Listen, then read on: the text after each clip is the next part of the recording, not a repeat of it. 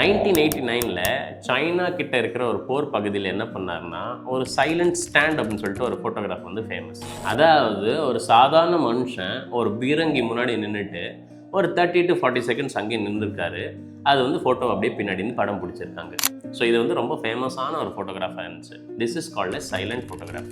அதே மாதிரி 1955ல் யூஎஸ்ஏல கருப்பினத்தை சார்ந்த ஒரு பெண் வந்து ரோசா பார்க்ஸ் அப்படிங்கிறவர் என்ன பண்ணாங்கன்னா ஒரு பஸ்ஸில் வந்து ஒயிட்ஸ்க்கு உண்டான சீட்டில் வந்து உக்காந்துட்டாங்க.